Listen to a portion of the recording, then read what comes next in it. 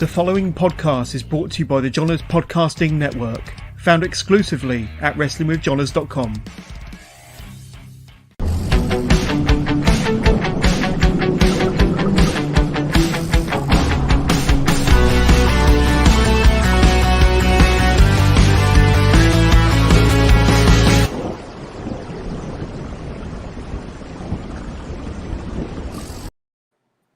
We are back with episode 200 of the Wrestling with Johners podcast. It's only taken us 2 years and 9 months, but finally we reach episode 200. And for an awesome episode, for a milestone episode, a special occasion such as today, I've got to have a couple of awesome guests, surely, and I've got none other than the awakening Big Kon, Vik The Spacelord. Guys, thank you so much for coming on this very special episode of Wrestling with Johners. How are you doing? I'm good, man. Thanks for having us. Good, yeah. Congratulations to number 200. Yeah. 200. Oh yeah. It's the start of many big things to come. On to the next 200. But guys, it's a pleasure to have you here. I'm sure you're aware of this because you probably get reminded every time you have an interview like this. But you're still the longest reigning NXT tag team champions of all time. When you kind of, you must get bored of that being said to you now. But when you do hear that, that must be pretty special for you guys to think back. And I mean, that would have been 6 years ago, maybe 5-6 years ago since you dropped the titles or left NXT, and that record still has not been broken. True, yeah. I know. I think it was the last time we did an interview together. It just kind of hit me, like, I never really think about it a lot because, like, just the way I guess things went, but then, you know, really it hit me that, like, we're the only team that they invested in for that long at any point in time. Like, nowadays they're not even keeping talent around long as that, you know what I mean? So it's cool to still have that, you know, in my books. Yeah, and just 1 day short of one whole calendar year, that must kind of niggle you a little bit. I mean, it is what it is. It still absolutely. They haven't come up with anything else better than that. And I'm sure that your record won't be broken anytime soon. But guys, we are live across Facebook, YouTube, and Twitch. And I want to encourage anybody at home that's watching us live to get in touch. If you've got a question for the awakening Big Kon and Vik, get in touch. Just send us your question. We do our best to answer all of these questions live on air. But guys, I want to say that since you left WWE, you've been crushing it on the indies around Florida, and you have been traveling from state to state. But have you enjoyed being back on the indies after more than a decade of being with WWE and within that system, and then coming back to the indies? Have the indies changed quite a bit from when you were last on the indies, and are you enjoying yourself going from town to town? I think so. Yeah. It's been, it's kind of like anything that we ask for. You kind of get, it's a lot more laid back.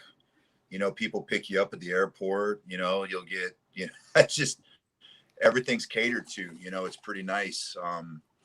And you get to, meet the fans too. You get to be more, what's the word I'm looking for? It's more intimate nowadays than probably what thank you. With WWE. I know even for me, just watching the way that the indies, I think, have grown and changed a lot since, like, our time within WWE is, there's a big difference there too. But they're just all, I know everywhere we've gone just seems better than, how I kind of remember the landscape of indie wrestling being, when I left it. And yeah, it's a lot more professional now, isn't it? And there's probably more independent groups out there now compared to what there was 15 years ago. But they all seem to be putting out good products, nice professional staging, and making it kind of inviting, a good environment for the fans and for the wrestlers. Oh, definitely, yeah. Like, I feel like everywhere we've gone has definitely been really positive with episodes, like from top to bottom, more or less, with just how people are and how the talent is and how even just companies are run. It seems everybody's like just way more caught up, way more advanced, and way more, I don't know, just all around better. Like, I'm not saying like places we didn't used to work, weren't good, but I think just the evolution of wrestling, it really shows itself nowadays in indie wrestling everywhere, Yeah, absolutely. The production values are certainly very good. Certainly over here in the UK with a lot of the indie shows. But ARW, Atomic Revolutionary Wrestling, is it a company that you're closely associated with? I know you've had a bit of a run with them. You're the ARW Tag Team Champions at the moment. So congratulations on that, guys. But you've had some fun matches with the Headbangers, haven't you? And of course, they would have been around in the kind of mid to late 90s, probably when you were into wrestling as fans. It must have been a blast to wrestle the Headbangers in 2021 in your home state of Florida for a company such as ARW. Tell us about it. Well, I know Ryan goes way back with Chaz, so really. There. For me, it's really weird because I look at all of us standing there and I'm like, they don't look that much different than when I started wrestling. Chaz pretty much still looks exactly the same, and Just don't age. Like neither of them have really aged, at all. Like I feel like I've had to watch myself age, and now I'm standing there wrestling them. But it's been fun because I'll never forget too. Like we had that one match. I was on like Raw or SmackDown. I can't remember, but it was like us and the Vaudevillains and the Headbangers against like the Spirit Squad and the Usos and American Alpha. And I just remember like always standing on the corner and I was looking over at everybody. Like, what the hell is going on? Like, this is the weirdest match you ever expect to have on SmackDown. So, but it's been awesome, working with them at ARW. Like ARW's been great and we've had a lot of fun, Yeah. with them. And I understand they would have had a show this past Friday, but that unfortunately has been postponed or rescheduled till September. But they seem like a really great company to work for. I've actually had a couple more ARW wrestlers reach out to me for interviews in the future. So Nice. Could be a company that I get to know very well in the future. But they've been good to you. And like I say, their next show is going to be in September. But tell us about your kind of wrestling fandom then, guys. And I'll start with you, Kon, if that's all right. What sort of era did you grow up in? Who were some of the wrestlers that you were drawn to and kind of inspired by to become a professional wrestler eventually? Yeah. So for me, it was a little different because, most I think professional wrestlers nowadays, they'll tell you that they were more into like the actual wrestling aspect of it. You'll hear guys like Bret Hart and you got your Benoits and stuff like that were your Guerreros, very technical, and which was really cool, and I think, when it comes with Eric, I think that's a lot of his side. I always loved the showman side of it. Like I was more into like, which is very weird because I like the theatrical parts of it. Like I love George the Animal Steel. He, by no means was he a great worker, right? Or was he? Because you almost believe. I think he was one of the best. Yeah, I loved him. He just anything, that made you believe of who they were was what I loved so much when it came to the characters and, the Macho Mans, Ultimate Warriors. I know he wasn't the greatest technician by any means, but the guy was still entertaining to watch, The Rock. And so I just think as time went on, like I just learned to love that aspect of wrestling. And that was my favorite part, when it came to that. I was a big fan of the 80s. I love the 80s. I know that's not a lot of people probably got into the 80s, but for me, it was always about that whole colorful and over the top theatrics. And, I just thought that was the funnest part. Even to this day, I still look at it and it was like the golden era of wrestling. We can tell by my t-shirt, Well, got some of the larger than life characters there. And Vik, what about yourself? Who kind of inspired you when you were before you became a wrestler and kind of maybe thinking about getting into wrestling? But who were some of the wrestlers that you were drawn to? I mean, I'm definitely from the same era because that was where like I did start watching wrestling. Like I grew up in the 80s and like I kind of discovered wrestling when I was probably about 5 years old. And it was all WWF stuff at the time. Like I had WWF and then I kind of discovered Stampede, luckily, like shortly after, because there was a couple other kids, like one of my best friends still to this day, like he was a big wrestling fan. And so like the Hart family definitely, and like I was like a big fan of the technical wrestling, but that wasn't really until like later when I was a kid. Like the Ultimate Warrior was honestly like my favorite wrestler in the world. Oh, you never told me that. Yeah, 100%.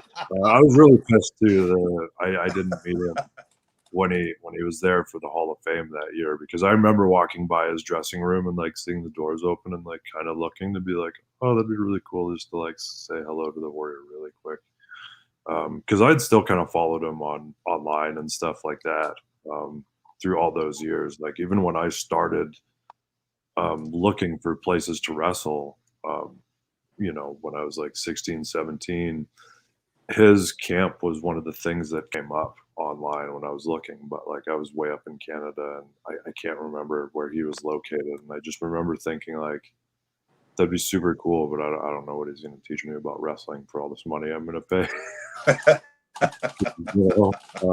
But like that was one of the biggest things to me when I was a kid. Like me and my buddy, like when Hogan and Warrior were going at it at WrestleMania, that was the biggest thing ever. Like, and we constantly went back and forth of who was going to win. And I remember saying like, I think Warrior's going to take it. I had stuff of his all over the place, but like I loved all the people at that time. Like I loved Tito Santana when I was a kid. He was one of my favorites.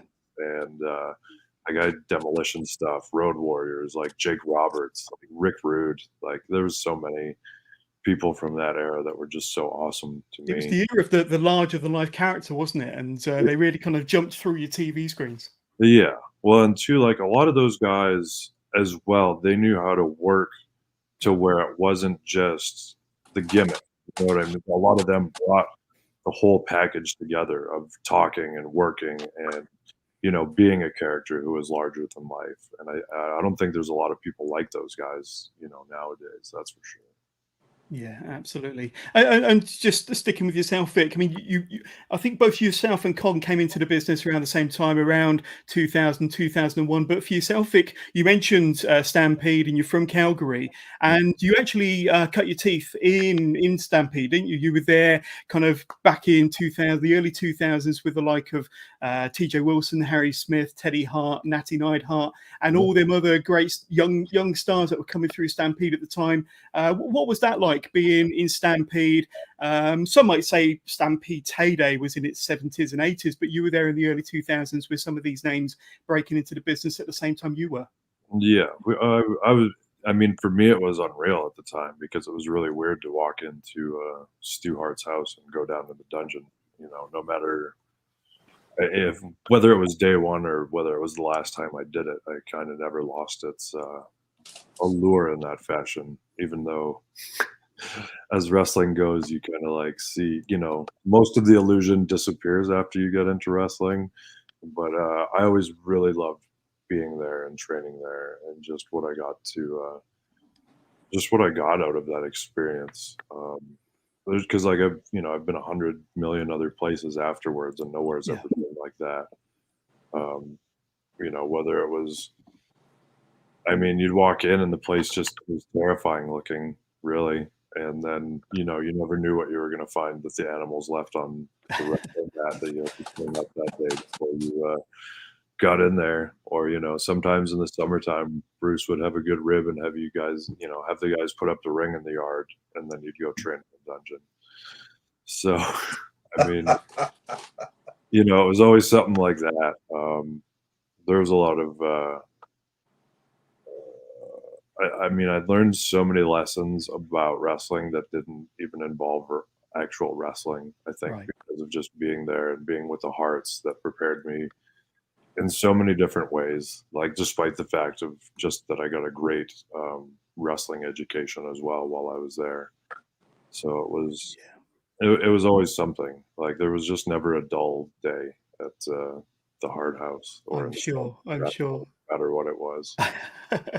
And Kon, I think you broke in. I think you wrestled for quite a while around Deep South and around Florida and North Carolina. Any fond memories or any interesting characters that you maybe encountered back in the early days for yourself, then, Kon?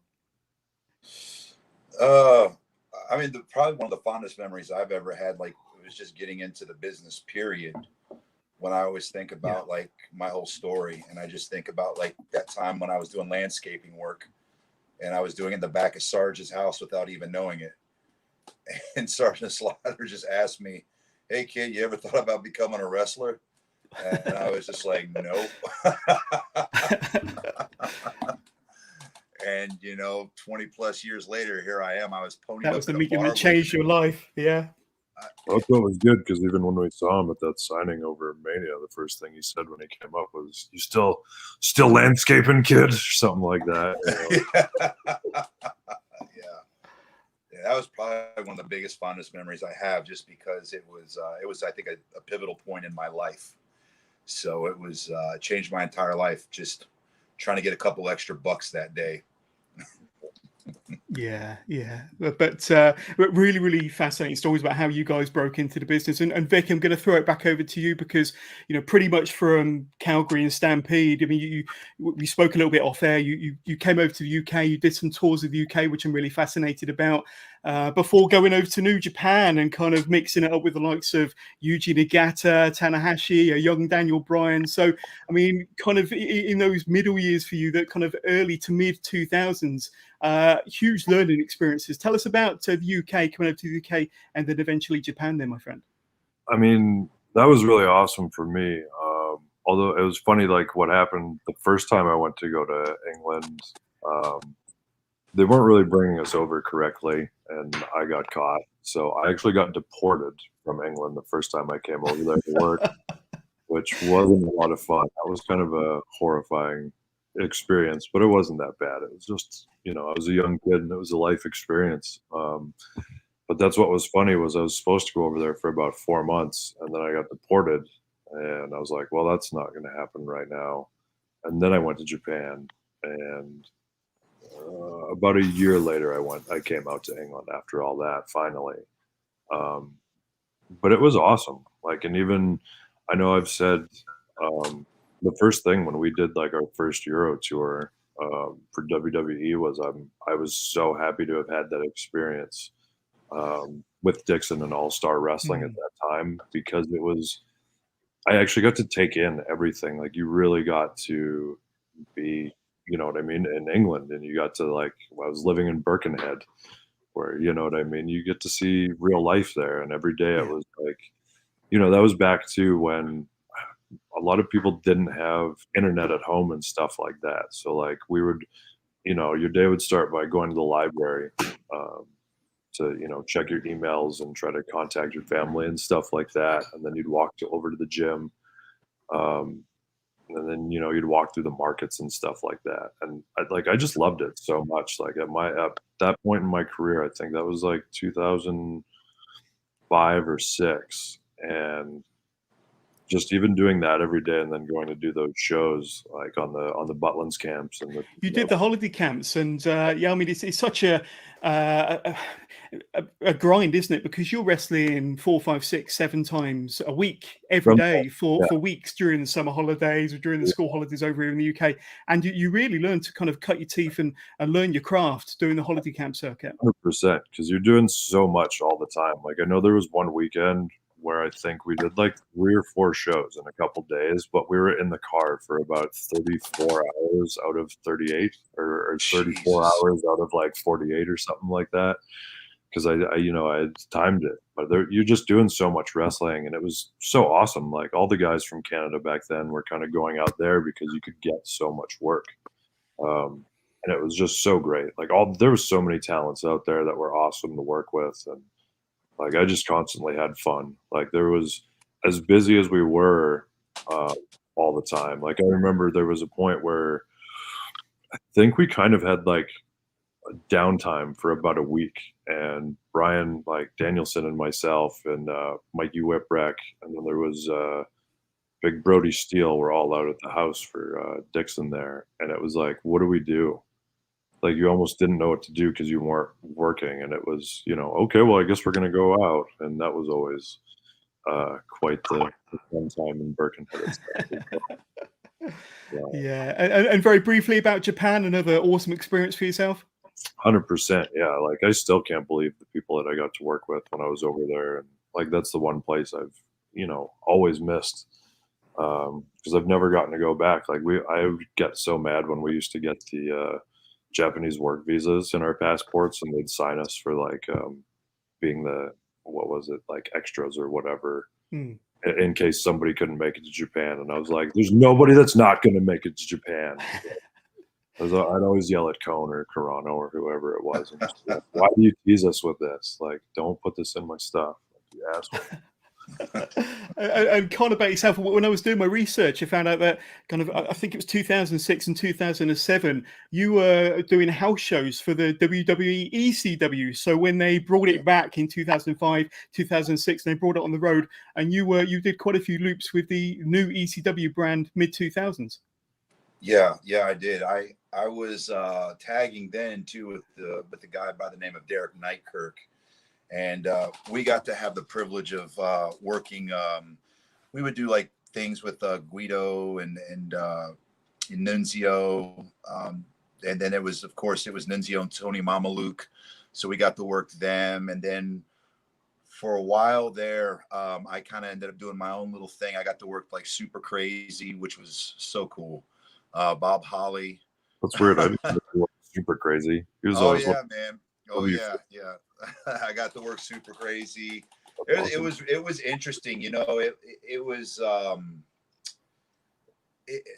one of those periods where I feel like, you know, the ECW brand at that time, you know, you had Balls Mahoney back there, and you know, a lot of those regulars, Sabu and stuff would be there, and it was just interesting, kind of being around that environment of guys.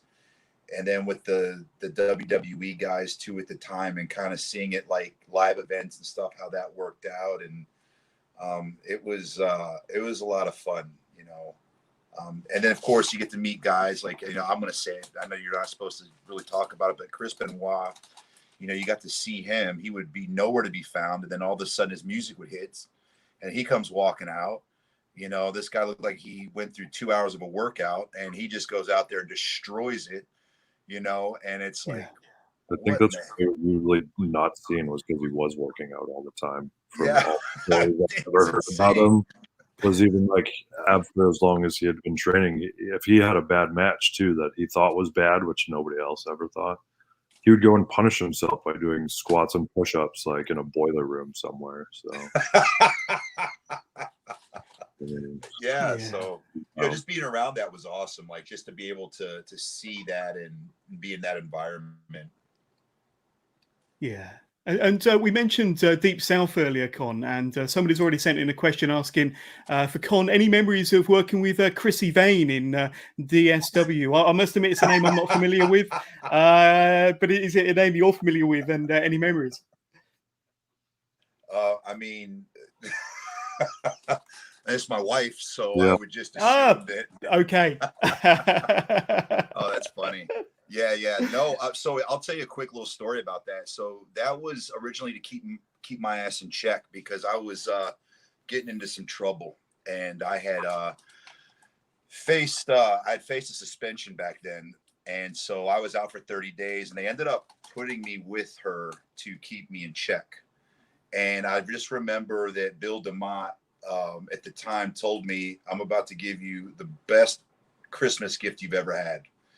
And I didn't think nothing of it. And then to this day, it's like, there you go. Like, we've been married and, you know, got a kid. So yeah, it's just interesting how fucking life works out, man. It's so bizarre sometimes.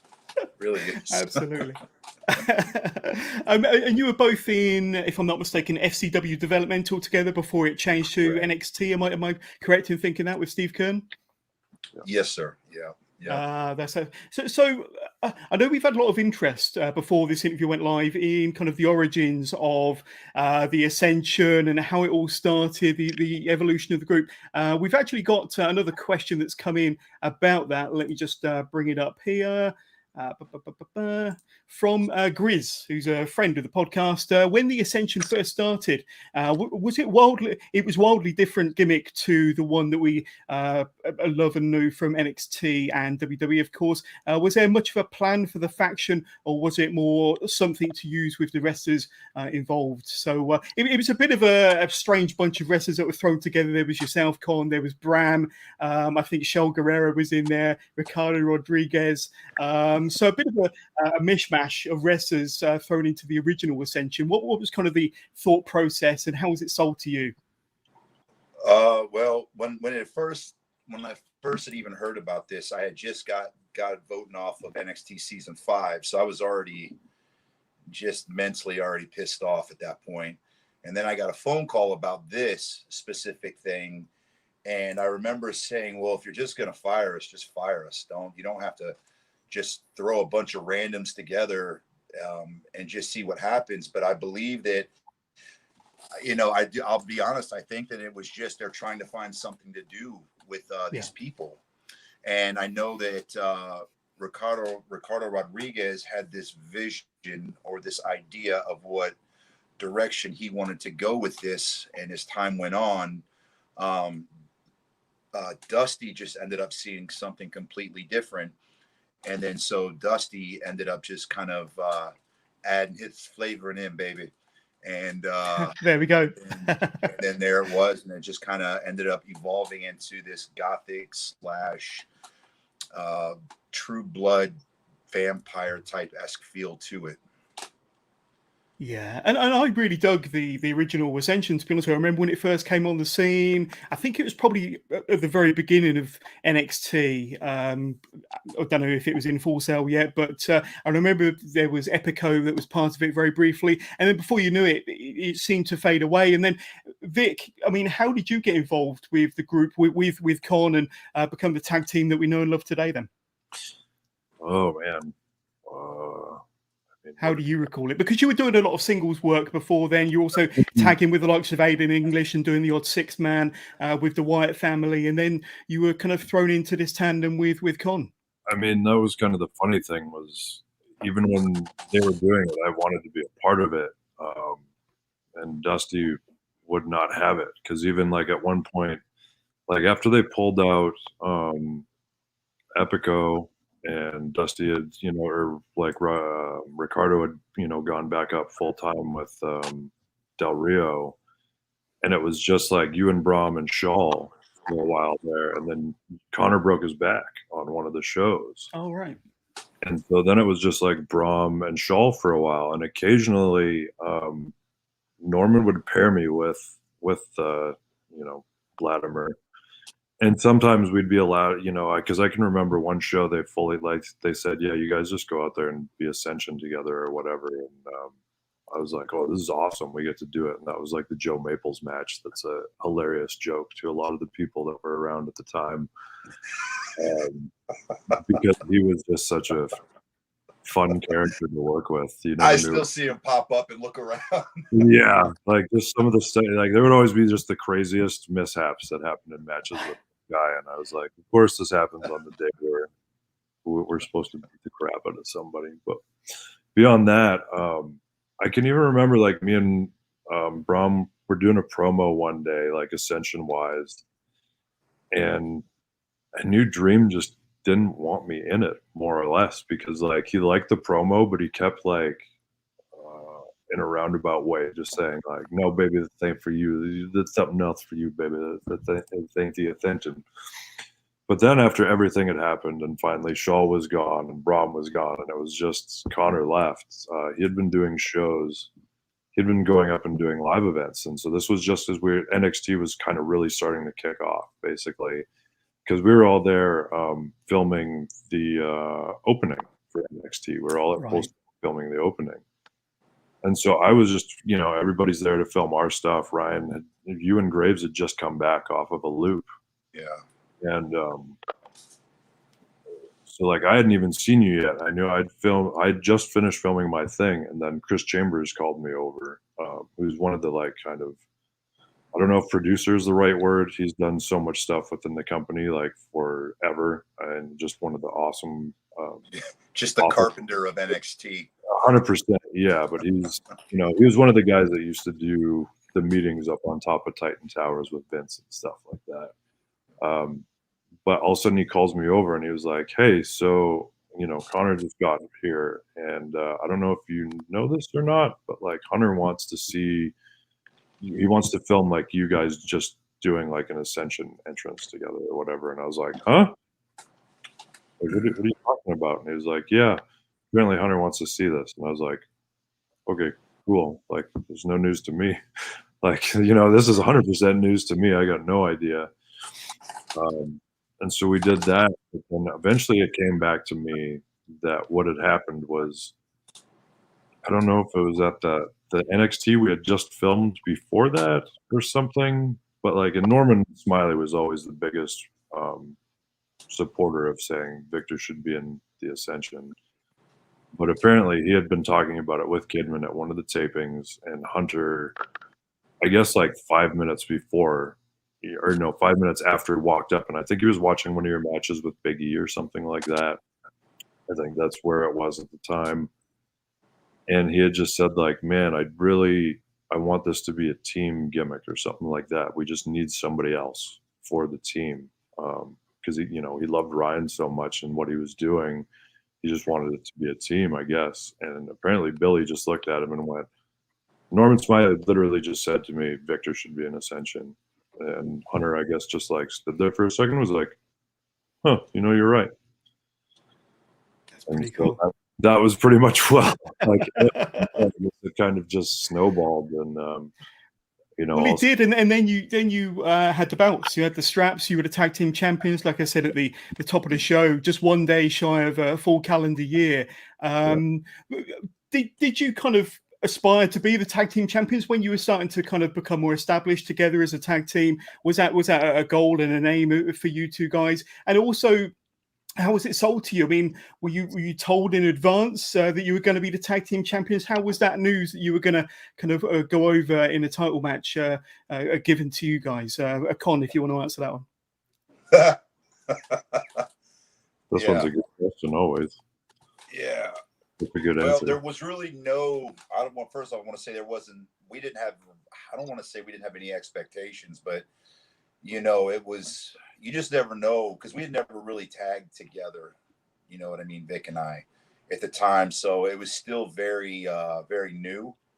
And so over time we had to just eventually just learn to gel together, which, you know, it's kind of funny how it is nowadays. But I don't think we really had any expectations. I know we want anybody and everybody as a tag team wants to become tag team champions, no matter what company they're in or whatever it is. You always aspire to be the tag champions. So I don't doubt that in our minds at all, that never crossed our minds. As far as the day of when we won the belts, I will let Vic elaborate on that, because he can tell the story so much better than I can. It's one of my days I remember just so well. I will just say that regardless, it worked out in our favor no matter what. We had a couple important people that were in our corner that we needed. Yeah. I mean, that was such a, it was so weird, because I know we'd already been just kind of like, I don't know, struggling. I don't know if struggling is the right word, but like at that point in time, I'd say every day for us was like a battle, no matter what it was. And I think like it kind of felt like we were doing well at that point. And I never expected us to be tag champs, because I always feel I'm cursed with everything. I don't expect anything good to ever happen. And in wrestling, like if you hear like, "Hey, I think this is what they want to do with you," I just don't believe it. And I know like it had been said to us a couple times, like, "I think that this is what they want to do with you." And I was like, I don't want to hear it. Like, I don't just let it happen when it happens. And so there was a couple things that had been said to us before. And then I remember when we got to TV that day, what was written on the sheets. And when I saw it, I wasn't surprised, and we weren't happy about it either. And so we went to go about our day, just going to work. And then I remember we just got shit on a whole bunch that day. And I'll never forget the talk of, what was told to us before we went out for that match in that day, and it wasn't exactly a pep talk. It was like the reverse. It was like a reverse pep talk of like, well, I get, you know, and if I sum it up, it's basically like, well, this is going to happen tonight, but you got a month. And if you don't fucking pick it up, you're gone, basically, is what we got told that day. And I was like, what the fuck? Who says this to two people before, like, you got to go out and do one of the biggest matches in your career? Like, this isn't motivation. This is reverse motivation. You know what I mean? Like, we're going to make you feel as shitty as possible before you try to go out there and perform to your best ability. So there was that. And I mean, it all turned around. Like, Yeah. you know, I would say, like, if anything, in a weird way, it did kind of work because it was such a shitty talk. And what was presented to us in the way, like, I was still full of piss and vinegar back then. So I know I was really like, really? Okay, fuck you. We will show you. And we did. Yeah. So, like, that was good. But, like, it wasn't a fun day. Yeah. Go ahead. It was really like an awful feeling day. And that was kind of like how a lot of things, you know, people don't realize this, but for us, like, we fought a lot during our whole NXT kind of existence and run. And it was really hard. Like, it wasn't exactly what people saw on TV, for sure. And that's surprising because what we did see on TV was an awesome gimmick. Two big dudes, smashing their competition, an awesome finisher, fantastic entrance. I mean, you were the package. You were a great package to the point where I was such a big fan of you when you were in your kind of prime in NXT. I was saying, yeah, these guys have got to get more recognition, get them up to the main roster, let them start smashing the tag teams there. But it's surprising to hear that it wasn't all kind of a bed of roses in NXT, especially when you first got the news you were winning the championship. But I mean, who were some of the tag teams that you really had fun going out there with, whether it be on the kind of the house show loop with NXT or at the tapings? Any particular tag teams that jump out at being some of your favorites, some of the easiest ones to go out there and just have a great match with? Oh, many of them. Like, we worked so many guys, like Juice and Jason Jordan were a team that we worked a ton, that were never really on NXT. Like, they both wound up doing so many different kind of things. But, like, we worked those two guys a ton of times, and, like, we would always have amazing matches with those guys. Like, the chemistry with them was always great. Especially, like, Jordan was like, what, a year or two at that point in time, and he could do anything. Like, he was just a machine. And you know, Juice was awesome too. Like, those two had the perfect, like, young babyface fire, you know, if I ever remember it, because, like, they always had that, you know, on top of everything else, because they were awesome to wrestle. They were just had awesome minds for the business. And they were just always fun. And same, like, Jason Jordan and every tag team partner he had, we worked. Like, him and Ty Dillinger. Those guys were great. I mean, we got to work Enzo and Cass all those times as well, like, as they were starting off. And what about Angelo Dawkins and Big Cass? Right, Dawkins and Big Cass. Yeah, that was another one, because they had them two teaming for a while, and that there was a lot of stuff. Dawkins was just hilarious. He would always keep us laughing with every stupid thing he would do. Like, it makes me laugh now to see that he's the one surviving on the main roster. And I love it. Champion and stuff. I'm like, of course, it'd be the kid that we used to make fun of falling asleep upstairs all the time. Yeah. One tag team that I think had a very, very brief run with NXT, and a lot of people, when I say this name, might be surprised that they actually appeared in NXT at all, but you had a match with them, and it actually stems from a question from one of our listeners, Ashley Clements, and he asks about the American Pitbulls, the American Wolves in NXT, Eddie Edwards and Davey Richards. Now you had the pleasure of being able to wrestle them. It might have been their one and only match in NXT. I don't know if it was some sort of trial for them. I was kind of rooting for them to get signed. It didn't happen for one reason or another. What are your kind of thoughts and memories of that match against the American Wolves back in NXT then? I thought they were great. I know Vic and I had been, we wanted them to get hired. Yeah. We wanted them to get signed because we wanted to run a program with them because, I mean, they're both are really good workers. I mean, how could you not want that, and they're both experienced professional. So I thought from what little bit I remember of that match, I remember it being a lot of fun. And I remember enjoy working with those guys a lot. Yeah. I mean, we were super excited to work with them because they were running hot, and that was the first kind of team I think we'd been actually allowed to work with for a long time, because I think we had done Camacho and Hunico just before that, and then it had kind of been a while since we weren't just killing somebody. And when we got them, it was so awesome to be able to work. Yeah. To get anything them over 5 minutes. Yeah, exactly. And we couldn't have asked for a more exciting team at the time to be able to, to get paired up with to work. And I remember that match was a lot of fun. It was super awesome. I remember dropping Davey on his head by accident, and that's always what stands out to me was we just had one little miscommunication. I dropped him on his head, but he was okay.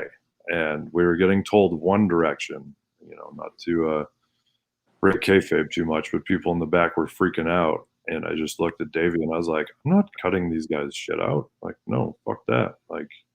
I said to him, are you okay? And he was like, yeah. I was like, well, then we're doing the rest. And it was awesome. So, that was a definite highlight for us, I know. Yeah, absolutely. And you got to wrestle Too Cool, Grandmaster Sexay, and Scotty Too Hearty. That must have been a highlight for you. Once again, similar to the Headbangers scenario, another kind of wrestler, another team from the Attitude Era or early 2000s. And they had a brief run there in NXT. And of course, Scotty is one of the coaches there now. But any fond memories of that match? That must have been a pretty cool match to be a part of. That was really cool for me. I'm sure it's cool for Vic too, but the reason why it was so cool for me is because I just remember my little brother ended up going to that show, and he was such a big Scotty Too Hotty fan. One of the first things he ever did when he was a kid was he did the worm. And so I invited him to come to the show, and I never told him who we were going to work. So it was a big surprise. On top of the match itself, I just remember putting it together. It was fun. I remember it was, who's taking the worm? I want to take the worm. No, I'm taking the worm, and it was just that kind of feel like I wanted to take their stuff, and it was just kind of like that battle. But it was a lot of fun when I look back at that, because I remember, for me personally, sitting back, I remember loving them when I was watching that whole Attitude Era. They were just so much fun to watch in the ring. They just always looked like they were having a good time. And then you get to be in the ring and share a locker room with them. And Scotty's he's a damn saint. He's so awesome. So it was a lot of fun. Something I'll never forget. Yeah.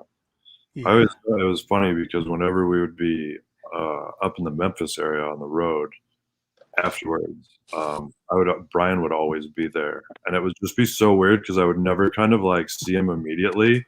It'd be like you're already sitting down and catering, and all of a sudden, you just look over and the two of you are looking at each other and be like, oh shit.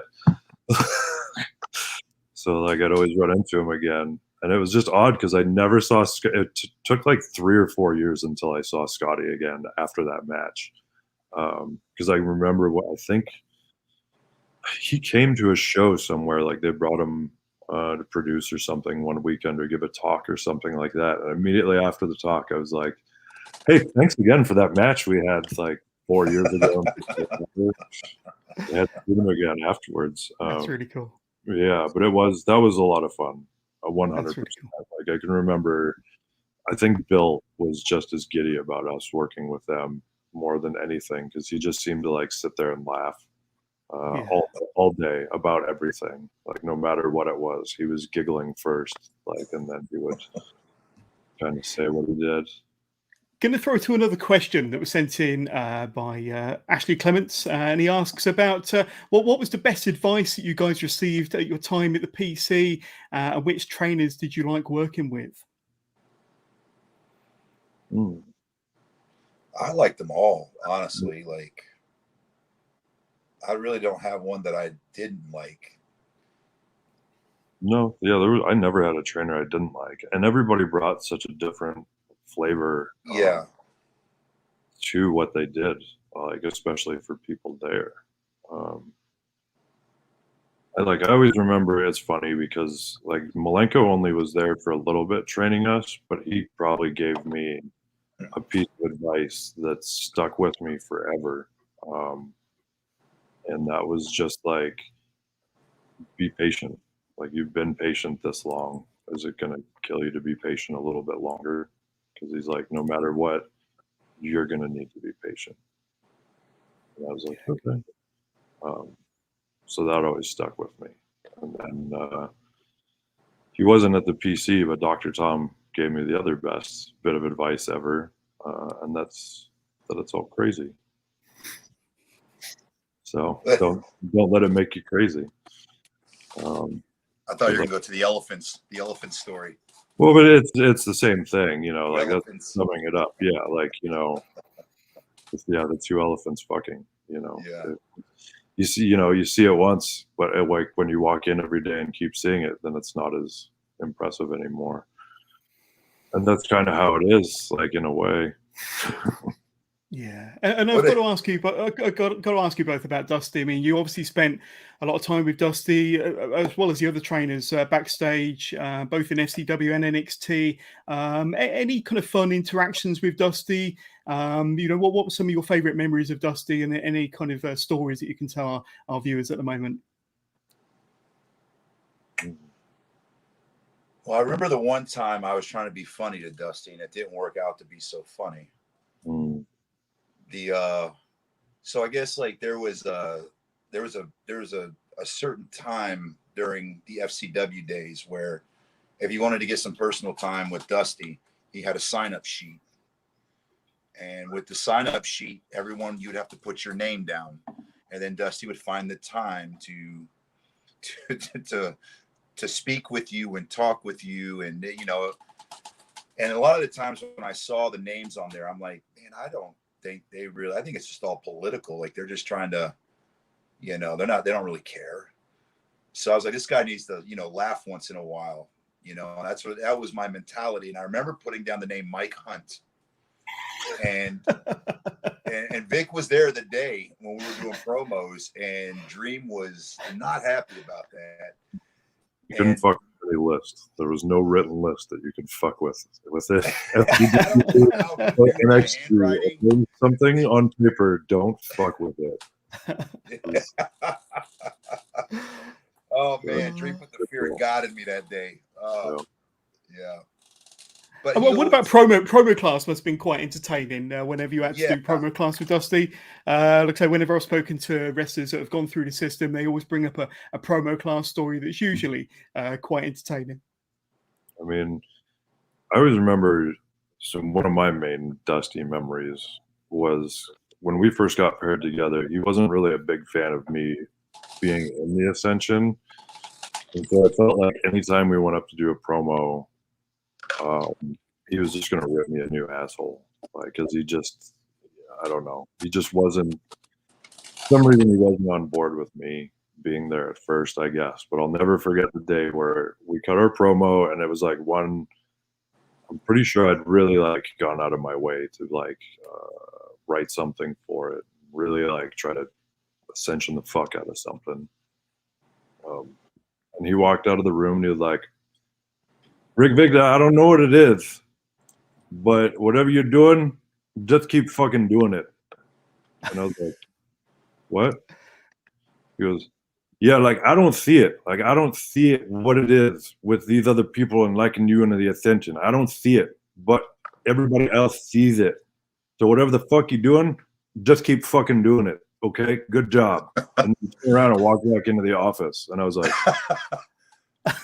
There's no sugarcoat shit with him. cool. All right. It's like, I think I kind of just won. I was like, so that always stands out to me. But like, of course, obviously, we had a million other times. Like, I always had a lot of weird interactions with Dusty because I just never. At first, I thought he liked me, but didn't like me. And over the years, I never really knew what it was.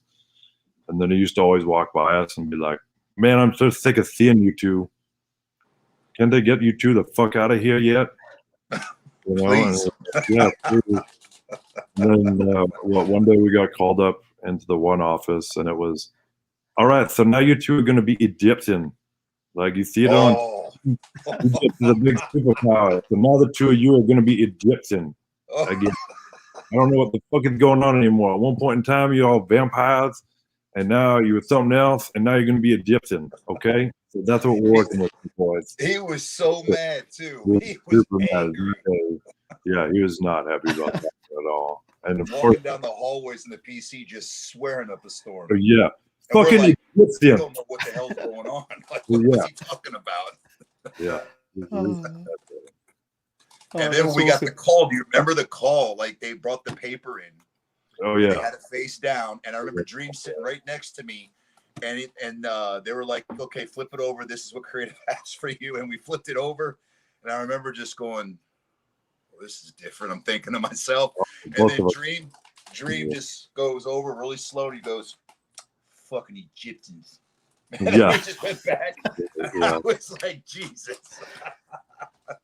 Yeah. Oh, that's awesome.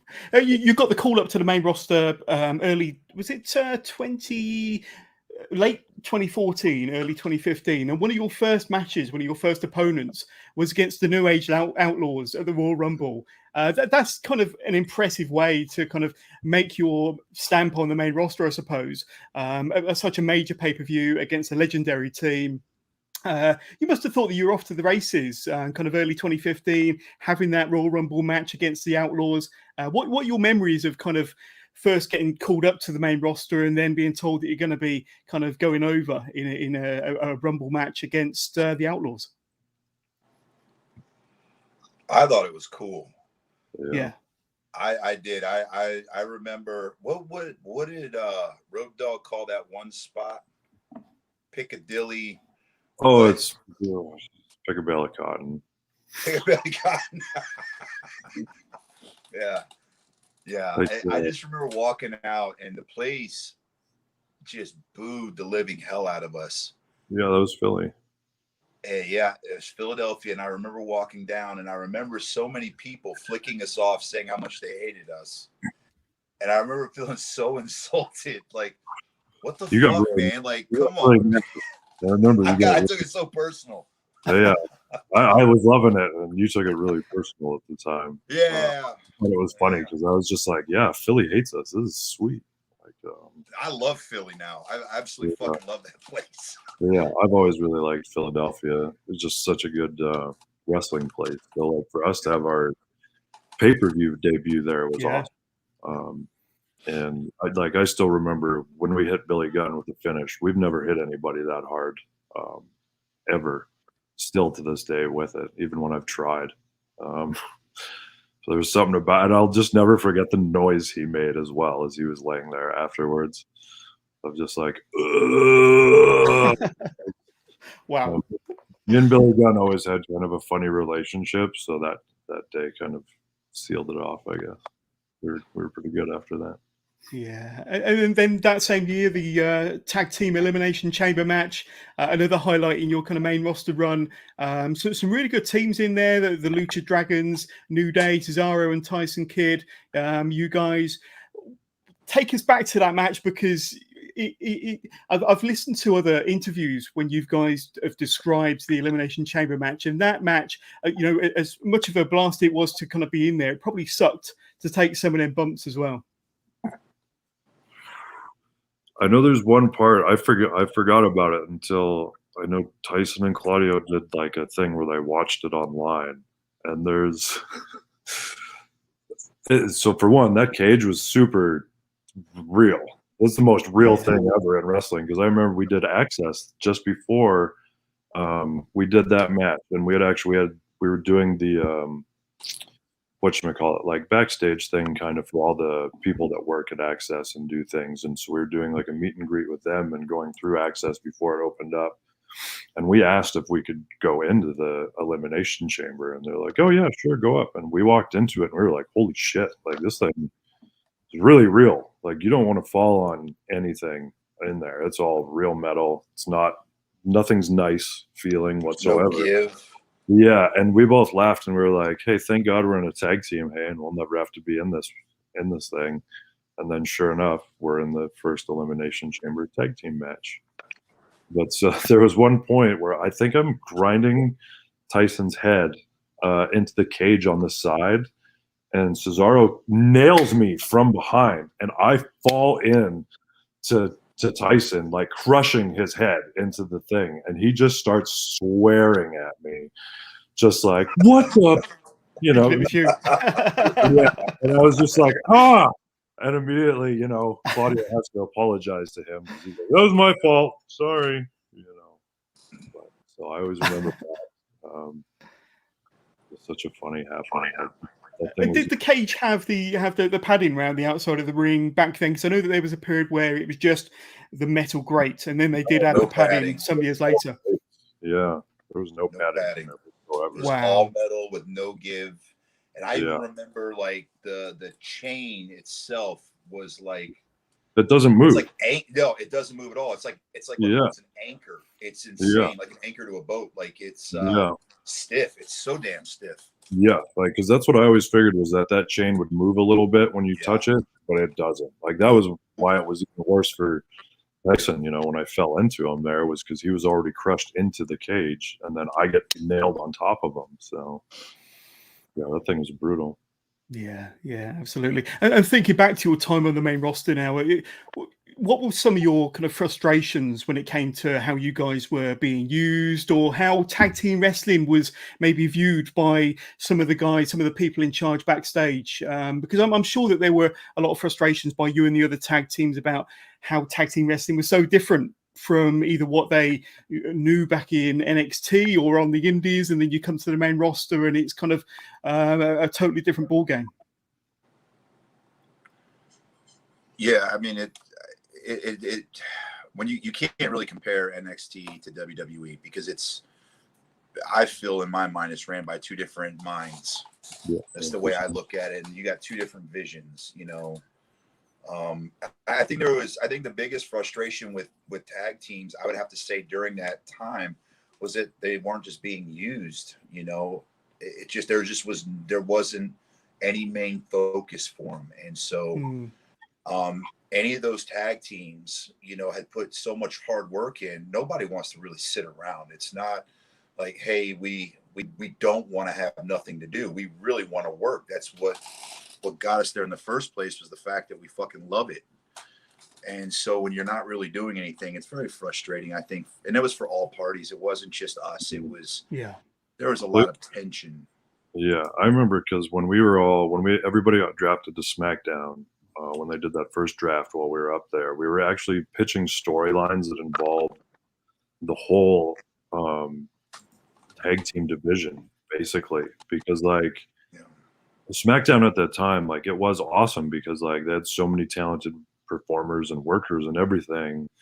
And I know at that time, Road Dogg had specifically said, "I picked this roster because I know I can make an awesome show." But because it was a 2-hour show, they were having a really hard time fitting in tag team stuff still, which sucked. So we were all trying to get all the teams being used because we were all working each other on live events and everything like that. So everybody was always working and being used, but then you'd get to TV and there would only be the tag team champs against whoever they were facing at the time. And there wasn't a lot of time for anything else because it seemed how back in the day, how WWE used to treat the women, the divas and stuff like that, where it was we've got 5 minutes for one of your girls' matches, and that still could get cut. That would happen a lot of the time to the tag teams, basically. And so I can remember talking with all the teams, and everybody was pitching ideas for everybody to do something, and it would just kind of never kind of come together. Like you'd always get like one team's start of an idea going, and then it would get kind of forgotten. You know what I mean? After 1 week, basically. Yeah. So it was just unfortunate, like, because even when, so like I can remember when FTR basically said, "Hey, we want to leave," and you know, and what they told, what they told us in the back, and we're like, "Yeah, we're all in the same boat." Like it just didn't seem like tag team wrestling had any respect. Yeah, that's a real shame. And was there anybody backstage that were batting for you as a team, or batting for the tag team division, and trying to, get a bit more prominence for the tag team division in general? Was there any kind of backstage, anybody in the creative or in management that really wanted tag teams to work? I mean, I think a lot of the writers that we worked with did. Like a lot of that team that we had during Fashion Files, and even before that, we worked with the same guys a lot. And they were all of those guys were really all about it and really good about it, and just would, never happen. And then, you had producers like Double A, and like even Kidman was always seemed to be kind of in our corner for stuff. And like Devon, when he became a producer, was always there and pushing for stuff. But like Vince, to my knowledge, I guess, like he never said this specific. The only thing he specifically said to me ever about tag teams was, "Tag teams are made to break up." But okay, whatever, Vince. Like, that was all he ever kind of said to me in the relevance of tag teams. Like he just always seemed to be, to my understanding, he thinks any two singles superstars will beat any tag team any day. Like that's bigger in his mind, I guess, from what I've heard, which doesn't make any sense to me, because honestly, like when people remember the teams from back in the day, you remember the teams. Like I think it's very few where you can go like there's a Bret Hart or a Shawn Michaels. You know what I mean? Like, because when you got teams like Road Warriors, Demolition, Rock and Roll Express, Midnight Express, the Steiner Brothers, like they came in as a unit. They were a unit. Exactly. Yeah, the list goes on and on and on and on, and it's not just about two singular individuals. So it's just a hard battle. Like it's there. Like how long has it taken for the Usos to finally get where they are? And those two have been grinding since. They grind. Yeah. Absolutely. But this is a question for both of you. And I mean, you were in the WWE system for a long time. We mentioned FCW, NXT, the main roster. You were kind of part of that system for well over a decade, both of you. So what are some of your kind of fondest or happiest memories that you kind of think about today from being in the WWE for all that time? I think of the accomplishments. I think of getting that first contract. Yeah. I think that was that's definitely going to be one of the highlights, I think, for anybody. You sit there and you finally get that first contract. But I think, and I'm not going to speak for Vic, but I think over time you get to meet all these guys you grew up watching. And you get to learn from them, and that's priceless. You can't take that away. And I've always personally enjoyed being able to pick the minds of some of these guys that have made such an impact in the business, and like stuff you can't even learn from other people. It's just something I truly appreciate when I think about that. Like you can't put a price on that kind of stuff. Yeah, I agree with you there. I mean, there was definitely a lot of time that I don't think I ever would have gotten with people otherwise, 100%. And then I know I was talking to one of my buddies about this the other day, but I'm a kid from small town Canada who I did the most unlivable dream that I possibly could, and that was go hang out with Danzig, because like being nobody from nowhere to have your actual like kind of like weird hero know who you are and be like, yeah, come hang out on my bus. Like, and you know, I've run into him even many times after initially meeting him, and every time was like always just super crazy. And to me, whenever I think about that, I'm always like, in a way, it like almost ruined me because I was like, I did the unthinkable, you know, like and it's weird because like ruined me is a weird thing to say, but like because really it just proved like anybody can do anything in the world. Yeah. But I was like, I did the one thing I never thought would happen. I wasn't even chasing after it either when it happened. So like that to me is always like one of my favorite memories. And I get to meet so many awesome people. Like I made a lot of great friends when we were on the road, just being out and about in town. Like I met a lot of people that I'm almost closer friends with who weren't in the business, just from traveling on the road and stuff like that. And I'm always really thankful for that. Yeah, that's really cool. And one of my final questions as we start to wrap up here, then, guys, is the future. I mean, you guys must be very excited. I mean, obviously, wrestling and pro wrestling, especially with what's going on over in the States and the pandemic worldwide, is kind of a bit on hold at the moment. But when things get back up and running, you must be very excited for the future. And obviously, the ARW Tag Team Champions going to be working for a lot of other promotions around North America. Any sort of plans or kind of goals or what sort of things do you have in mind? Have you had discussions about where you want to go as a tag team from here on in? I don't think we do talk about that. We just like doing what we're doing. Yeah. I feel like that's what we talk about lately is like we enjoy so much, I think, what we're doing now. Like even at the last show we were doing for Universal Championship Wrestling, like Steiner kept asking me questions of like, hey, are you guys trying to do this or trying to do that? And I was like, no, we're just living in the present. Yeah, we're just really kind of Living in like the moment. what we're doing because it's so. I mean, I know we both felt the way we did for a long time in WWE, and it's wrestling's so much more enjoyable now, and you know, doing what we're doing is so much more enjoyable. I think like all the places we're going are awesome.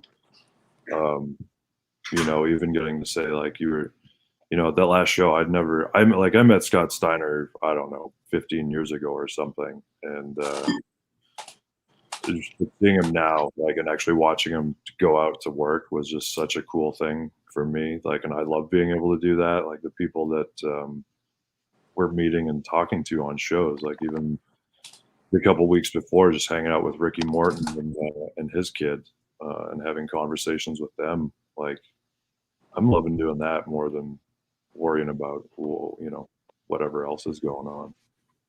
Yeah, that's pretty cool. Just living in the moment, enjoying the present, and enjoying what comes your way. I do have one final question from one of our listeners. That now I know you mentioned about working over in the UK. Would you like to get back over to the UK as a tag team and maybe perform over here for many of our awesome independent companies over here in England? Yeah, I would love to definitely. honest. I mean, Kon, you've been over here with the WWE, but probably not outside of the WWE umbrella, I'm guessing. No, I haven't. I've gone to other places, but the first time I've ever gone to the UK was with WWE, and Yeah. I just love the atmosphere, the people, the energy. It's just I have the best time when I'm over there. Yeah, we always had a good time there. I wish we could.